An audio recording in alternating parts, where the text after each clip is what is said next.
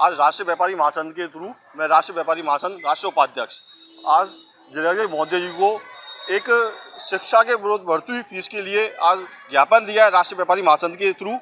इसके अंदर डीएम जिलाधिकारी महोदय यही कहा गया है कि इस फीस वृद्धि पर रोक लगाई जाए और जिससे शिक्षित बहुत बच्चों के प्रति और एक मीडियम क्लास के फैमिली के प्रति आज जो फीस की वृद्धि होती चली जा रही है उसको भर पाना बहुत मुश्किल काम पड़ रहा है, क्योंकि आज के में आप देख ही रहे हैं महंगाई कितनी बढ़ती आ रही है और ऊपर से एक शिक्षा का बोझ लगातार इस मध्यम वर्ग के वो ज़्यादा पड़ रहा है। तो मैं आपसे यही पूरी सरकार से यही निवेदन करना चाहूँगा राष्ट्रीय व्यापारी महासंघ के थ्रू कि भाई शिक्षा की उस पर बढ़ती हुई महंगाई पर रोक लगाई जाए, किताब कॉपियों के ऊपर और फीस वृद्धि के ऊपर इसको माफ़ किया जाए। और ये भी वो है निवेदन।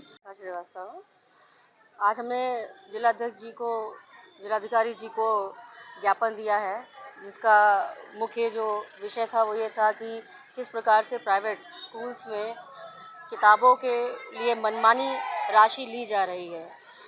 पब्लिकेशन से जो विद्यालय वाले हैं वो कम से कम 60 से 70% कमीशन खुद लेते हैं और जो किताबों पे रेट होते हैं उसी रेट पर अभिभावक को पुस्तक दी जाती है।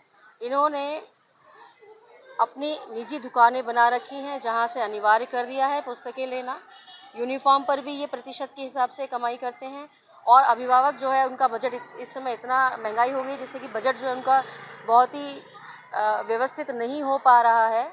तो हम जो ये चाहते हैं कि जिला अधिकारी महोदय के माध्यम से मुख्यमंत्री जी तक हमारी बात पहुँचे और सभी विद्यालयों पर जाँच हो। हमने जो ज्ञापन दिया है माननीय जिला अधिकारी महोदय को अवगत कराया है कि जिस तरीके से आज के समय में हम लोगों ने पहले सुना होता था भू माफिया, और आज इस देश के अंदर शिक्षा माफिया भी उत्पन्न हो गए हैं। शिक्षा माफिया इस वजह से उत्पन्न हो गए हैं कि आप जो बच्चों को जो हम लोग पढ़ाते हैं, फीस देते हैं, उन लोगों ने जो क्या किया है कि जो सारी जो किताब कॉपियों की है जो लिस्ट है वो उन्होंने अपने प्राइवेट जो ठेकेदार हैं, जो दुकानदार हैं, उन्होंने यहाँ से वो लेना अनिवार्य कर दिया है, जिससे वो अतिरिक्त रेट पर किताब कॉपी दे रहे हैं।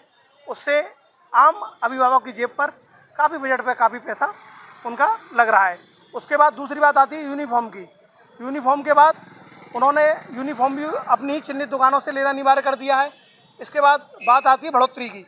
उन्होंने हर बार उसको पैसे हर साल के अंदर ये पैसे 30 से लेकर 50% 60% तक ये बढ़ा रहे हैं।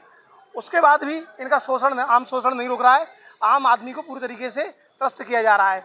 उसके बाद इन्होंने जिस तरीके से जो कक्षा 5 की क्लास है या मान के चलिए कक्षा 6 में छात्र पढ़ता है, वो किताब और कॉपी पिछली जो कक्षा का जो छात्र है उसके काम में भी नहीं आ रही है। इतना महंगा बस्ता जो आज कक्षा 5 और 6 का बस्ता 5,000 और 8,000 रुपये के रेट बीच में आ रहा है और वो अगले साल बिल्कुल बेकार हो जा रहा है। क्या यही सावित्रीबाई फुले ने आज उनकी अगर आत्मा देखती होगी जो सावित्रीबाई फुले की, जो उन्होंने शिक्षा के लिए अपना सर्वोच्च बलिदान दिया, क्या बाबा भीमराव के अम्बेडकर के जो विचार की जो शिक्षा का जो दूध पिएगा वो धाड़ेगा? तो इसके माध्यम से हमने ये दिया है। बस धन्यवाद।